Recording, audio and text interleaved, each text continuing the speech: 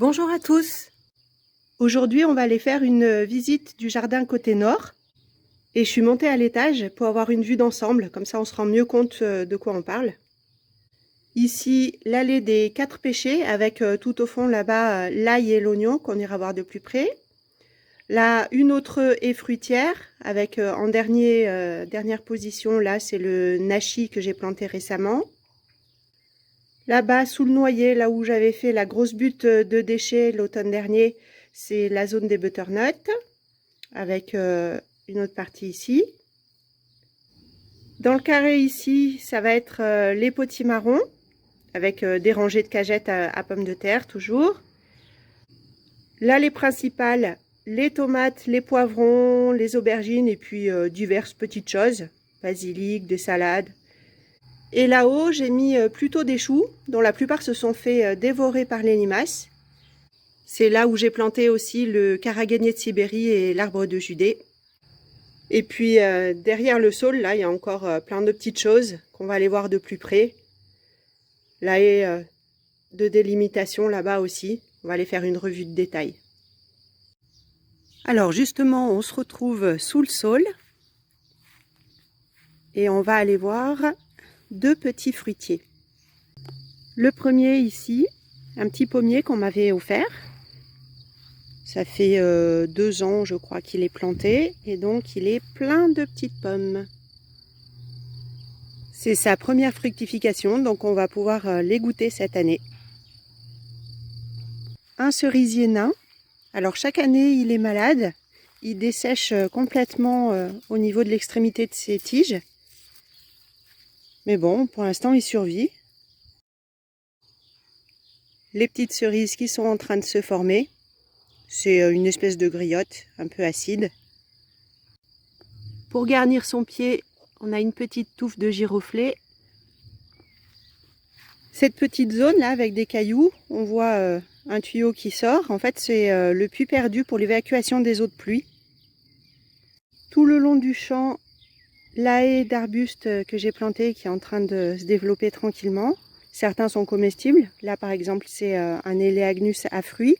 C'est la variété Fortunella, celle-ci. Bon, je ne vais pas tous vous les citer, hein. Là, on a des goji avec de l'oignon rocambole. Ce pêcher là est bien mal en point, donc je suis en train de le remplacer. Je pense qu'il va mourir. J'en ai planté un autre petit à sa place. Et puis à côté, j'ai tenté des marcottes, des goji. J'ai courbé les branches, mis un caillou dessus, et puis je laisse faire, on verra bien. Là, j'ai un Poncirus trifoliata. C'est un agrume. Un prunier sauvage. Encore du goji à son pied. Des fleurs. Là, on a une casseille. On a des oignons rocamboles aussi qui sont en train de pousser. Il va y avoir une forêt d'oignons rocamboles ici. Goji encore. Un autre prunier qui donne ses premières prunes cette année. Donc je ne sais pas ce que c'est, hein, parce que c'est un prunier issu de semis, issu d'un noyau. Un autre Eleagnus, un noisetier. Au pied de ce pêcher, on a encore de l'oignon rocambole, de l'ail serpent ici. Et puis, j'ai planté un petit poivrier du Sichuan. Une zone de poireaux qu'il faudrait que je désherbe. J'ai pas eu le temps encore. Derrière, on a les topinambours qui repartent tout seuls. Le karaganier qui fait ses gousses. L'arbre aux petits pois. Derrière, encore des poireaux.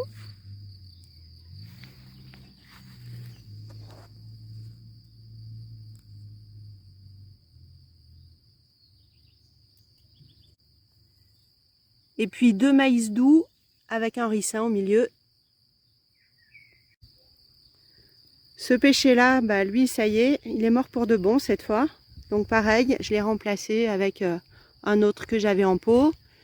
Là, j'ai mis une vigne Noah, un peu des fleurs, hein, Cosmos. Ça, c'est de la camomille.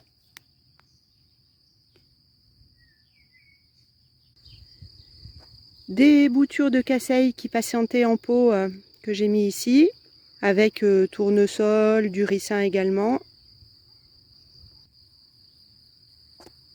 Les cardons qui étaient complètement envahis par la roquette et puis par un peu d'herbe sauvage également. J'ai tout arraché, j'ai laissé au sol, ça va se décomposer. Donc ils ont un aspect un peu déplumé, mais c'est parce que j'ai déjà fait une récolte. J'ai commencé à faire mes bocaux.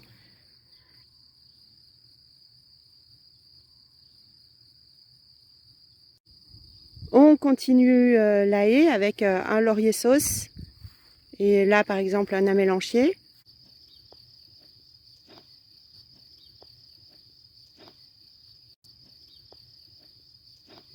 Les petits fruits du mahonia qui arrivent aussi.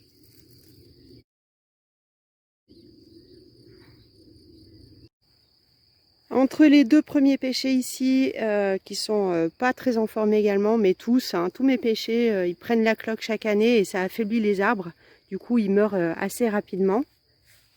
Bon, c'est pas grave, je les remplace. Donc l'ail. Alors il a un peu du mal celui-ci, hein, mais là on est vraiment sur le caillou et c'est pas arrosé. Il y a très peu de terre. Bon, ça va y aller quand même, hein, mais j'aurai pas des grosses gousses. Ça, c'est de l'oignon. Derrière, on a la tanaisie. Un peu de mélisse aussi, au pied du pêcher ici. Entre ces deux-là, les grandes tiges, là, ça va être des fleurs de l'échinacée pourpre. Et puis, il y a aussi petit plant de vigne. Une grenade, ici. Une autre vigne là, c'est des vignes dont je connais pas la variété, c'est des boutures que j'ai récupérées dans la famille. Donc c'est du raisin noir celui-là normalement. Plein de fleurs pour les pollinisateurs. La sauge des prés là, elle est magnifique en ce moment. Là, toute une rangée de butternut au pied des bâtons. Alors je les ai plantés assez serrés, mais comme ça si j'ai besoin d'arroser, j'arrose que sur une ligne. Et puis la zone est bien riche. J'avais mis pas mal de fumier. Ici, c'est la zone de déchets de l'année dernière. Donc quand elles vont faire leurs racines adventices, elles vont pouvoir aller chercher des nutriments un petit peu de partout ici. Une seconde ligne là. Derrière les cagettes à pommes de terre et choux rouges.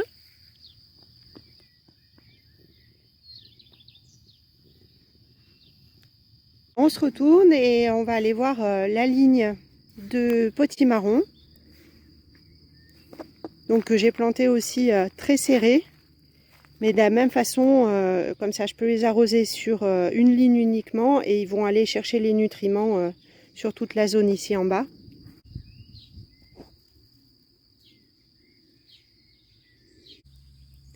J'en ai à plusieurs stades de développement parce que je ne les ai pas tous plantés en même temps. Là, c'est la zone comment transformer vos déchets en ressources. Donc ça va se composter. Dessous, il y avait les résidus de la taille de tuya de l'année dernière. Je mets tout. Et puis petit à petit, je vais recourir avec de l'herbe de tonte. Comme ça donne un aspect un peu plus propre. Comme là, comme ce qu'on a commencé à faire ici. Dans les cagettes, donc ça c'est des nouvelles cagettes à pommes de terre. On voit qu'elles commencent à sortir.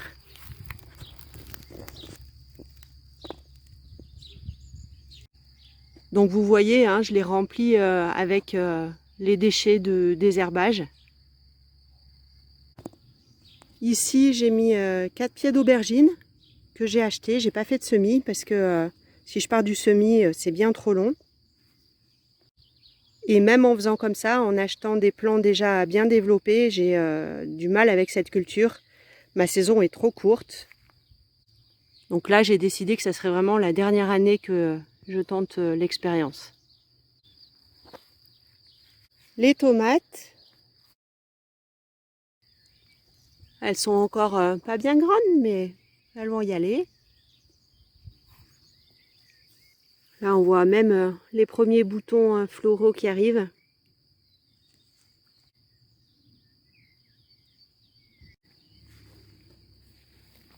Les pommes de terre, encore, avec quelques salades.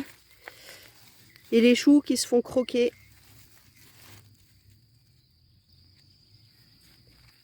Regardez ça, un vrai carnage. Tous les jours, je pars à la chasse.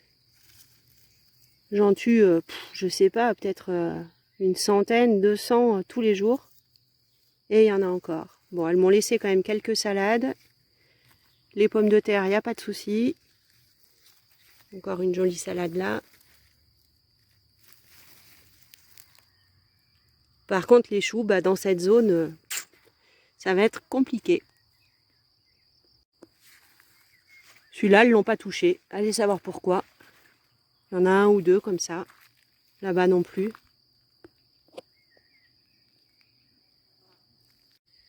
Là, les fruitières ici, ça commence à se développer tout doucement.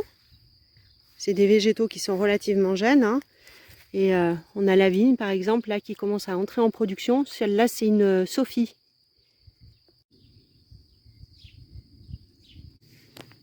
Sur celle-ci, là, l'Isabelle, pour l'instant, j'ai pas vu de grappe encore. Bon, je la goûterai peut-être. Ah, une petite, si. Il y aura trois grains, là. Donc ces vignes-là, je les ai achetées. Normalement, ce sont des vignes qui sont censées être résistantes aux maladies, notamment au phylloxéra. Donc on verra ce que ça donne. Un petit lespédèse là.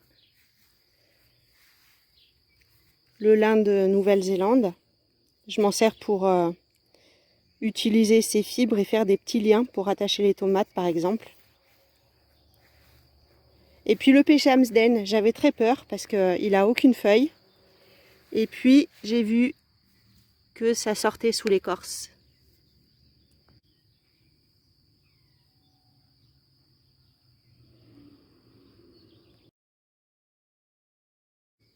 Voilà pour ce petit tour. Alors j'ai pas été exhaustive, mais il fait déjà bien chaud, donc je vais aller profiter un petit peu des zones d'ombre et des floraisons du moment. À bientôt, bye bye!